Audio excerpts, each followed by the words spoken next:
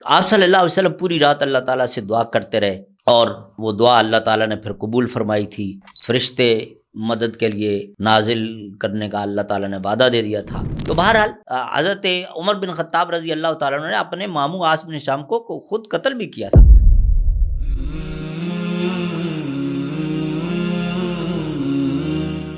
الحمدللہ رب العالمین والصلاة والسلام علی سید الانبیاء والمرسلین وعلی آلہ وصحبہ اجمعین وبعد۔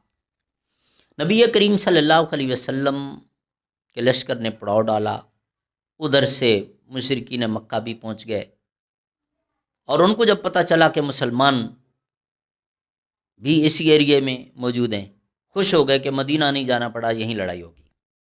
لیکن اتنے دنوں کا سفر کر کے آئے ہیں، تھکے ہوئے ہیں، رات گزار لیں، صبح کارروائی کریں گے۔ رات کے وقت آپ صلی اللہ علیہ وسلم کے لشکر پر ان کے طرف سے 4 بندے آئے تھے ریکی کے لیے کہ کتنی تعداد ہے اور کیسی تیاری ہے۔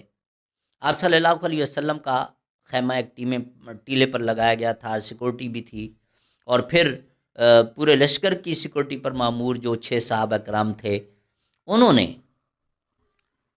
مشرکین مکہ کے ان 4 بندوں کو اریسٹ کر لیا، اور ان سے پھر پوچھا کہ بتاؤ تم لوگ کتنے ہو اور کون کون بڑے ہیں۔ تو انہوں نے پھر سب کے نام بتائے، جس میں ابو جہل، اکرمہ ان کا بیٹا، پھر ابو جہل کا بیٹا، اور امیہ بن خلف، اور عقبہ بن ابی معیط، اور ولید بن مغیرہ، سب بڑے بڑوں کے نام بتائے جو اس میں آئے ہوئے تھے۔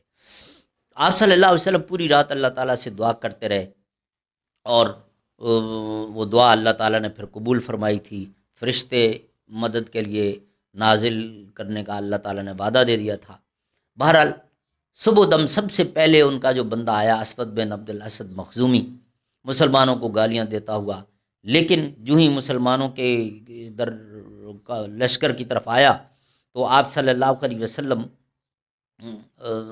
کی طرف سے صحابی اٹھے اور انہوں نے ان کو قتل کر دیا۔ تو سب سے پہلا ان کا جو بندہ قتل ہوا اسود بن عبد الاسد مخزومی، اور اس میں جو ہے بعض صحابہ کرام نے نام بھی ذکر کیا کہ حضرت حمزہ نے اس کو قتل کیا تھا۔ اس کے بعد ابو جہل نے اپنی فوج کو آرڈر کیا کہ رات کو 4 بندے گئے، وہ واپس نہیں آئے، ابھی یہ گیا، یہ بھی واپس نہیں آیا، تو جنگ شروع کریں۔ اس کی فوج نے مشورہ دیا کہ ہم گروپس بنا کر 3-4 کے گروپس لڑائی کریں گے۔ سنی گا ایسا کر لو۔ چنانچہ پہلا جو اس کا گروپ عتبہ، شیبہ اور ولید، ادھر سے آپ صلی اللہ علیہ وسلم کے چچا حضرت حمزہ، حضرت علی اور حضرت عبیدہ بن الحارث مقابلے کے لیے نکلے۔ حضرت حمزہ اور حضرت علی نے اپنے اپنے ٹارگٹ کو بہت جلدی ہی ختم کر لیا، لیکن حضرت عبیدہ بن الحارث پر عتبہ جو ہے وہ بھاری رہا، بہت بری طرح زخمی کر دیا۔ تو حضرت علی رضی اللہ تعالیٰ عنہ، حضرت حمزہ، شیبہ اور ولید کو قتل کر چکے تھے، چنانچہ عتبہ کے لیے آگے بڑھے، حضرت عبیدہ ابن الحارث کو سپورٹ کیا، اور اس طرح عتبہ کو بھی قتل کر دیا۔ لیکن حضرت عبیدہ ابن الحارث بھی اتنے شدید زخمی ہو گئے تھے کہ مزید جنگ کے قابل نہیں تھے، اٹھا کے ان کو لایا گیا، اور تھوڑی دیر کے بعد وہ شہید ہو گئے۔ اس کے بعد ابو سفیان نے یکدم حملہ کرنے کا آرڈر کیا اپنی فوج کو، ابو جہل نے۔ آپ صلی اللہ علیہ وسلم کے ساتھی بھی مقابلے کے لیے تیار تھے، اور اللہ تعالیٰ کی طرف سے مدد بھی نازل ہو رہی تھی۔ چنانچہ جب دیکھا ابو جہل نے کہ اس طرح بھی اس کے بندے زیادہ قتل ہو رہے ہیں، تو اس نے اپنی فوج کو آرڈر کیا اسٹاپ، اور اس کے بعد کیمپ کی طرف واپس لے گیا۔ رسول اللہ علیہ وسلم نے بھی اپنے صحابہ کرام کو روک لیا۔ اب آپ صلی اللہ علیہ وسلم منتظر تھے کہ اگلی یہ پلاننگ کیا کرتا ہے، اس کے مطابق ہم کریں گے۔ چنانچہ دور تھا لیکن بہرحال نظر آ رہا تھا، اس نے لائنز بنائی، تو آپ صلی اللہ علیہ وسلم نے بھی اپنے صحابہ کرام کی لائنز بنوائی۔ یہاں سے ابو جہل کے مرڈر کی سٹوری سٹارٹ ہو جاتی ہے کہ اس کو کیسے قتل کیا گیا۔ حضرت عبد الرحمن بن عوف رضی اللہ تعالیٰ عنہ کہتے ہیں کہ جب رسول اللہ علیہ وسلم نے لائنز بنائیں تو میرے دائیں طرف بھی ایک انصاریوں کا بچہ 11-12 سال کا، اور بائیں طرف بھی۔ تو میں دل میں سوچ رہا تھا کہ اگر میرے اوپر کسی بڑے گروپ نے یا کسی طاقتور جنگجو نے حملہ کر دیا تو میرے تو دائیں بائیں یہ دونوں بچے ہیں، مجھے کیا سپورٹ کریں گے؟ لیکن میں یہ سوچ ہی رہا تھا کہ ادھر سے ایک بچہ کہنے لگا کہ چچا ذرا وہ بتائیں ابو جہل کون ہے؟